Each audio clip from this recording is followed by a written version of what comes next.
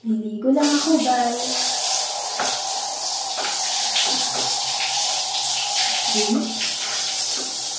Hindi na yung ligo kasi ang init na tulog.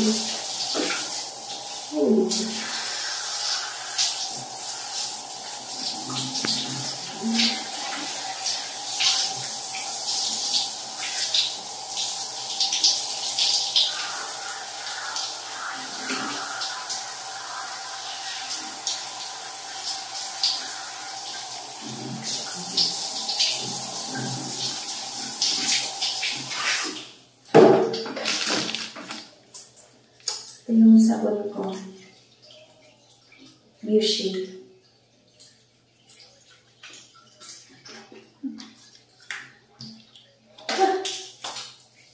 Oops. Iba pala sa underarm. Yung sa underarm, guys, yung sabon na ano. Wait lang. Sabahin na. Yung pang underarm ko, yung ano lang. Oatmeal lang.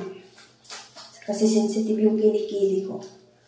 Kaya ako nagpapadermo ngayon. Sarap maligo.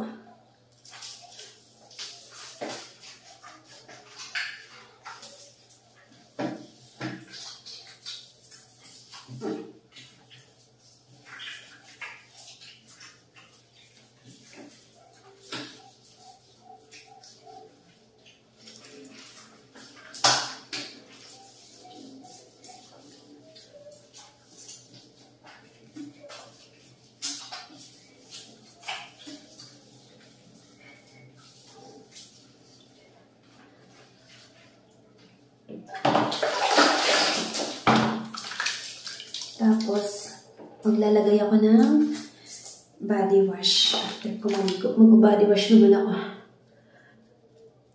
Kailangan ko na mag-ano.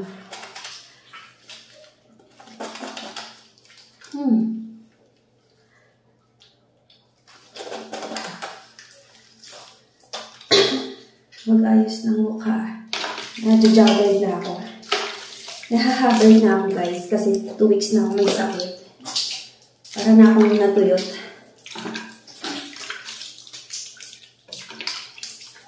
Medyo madumi yung oatmeal ko kasi nahalo siya sa ibang sabon. Yung pang underarm. Oops. Pag ipakita na tayo. Pero hindi naman na maitim ang ating liki-liki. Ayoko lang ng ano. Sensitive lang. Nangangati lang. Very sensitive ang balat. Kala mo pinanganak ng mayaman.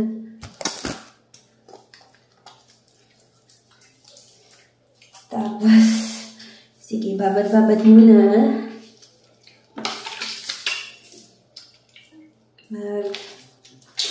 Ano na lang ako? Keratin na lang ako sa hair. Hatiin ko lang kasi maiksi lang yung buhok ko. So, para pwede pa bukas sa morning. Keratin. Hindi na muna ako magtututbrush kasi kakain pa ako ulit eh.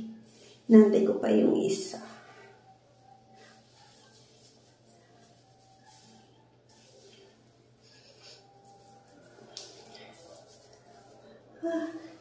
Grabe, ang init. Sobrang init. Kaya ako tinatabla ng sakit sa init.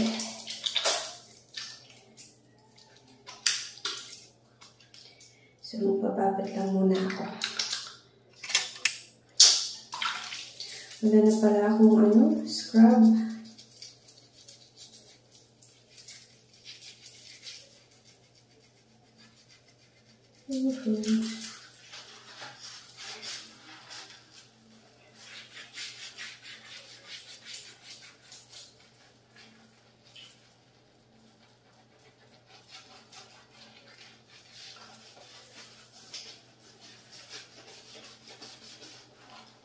Diba na?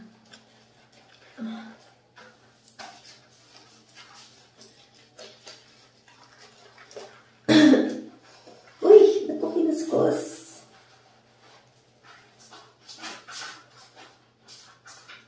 Pag naliligo ako pag naliligo ako pala sa CR, guys, kahit yung kwarto ng bahay, Yung kwarto ng namin, nakasarado. And then yung CR, nakasarado. Kasi ako lang, hindi ako sanay na Okay. 5 minutes na yun. Bagal ko kumilos Hindi pa rin nawawala yung sipon ko. Buti sipon na lang, hindi na masakit yung katawan ko.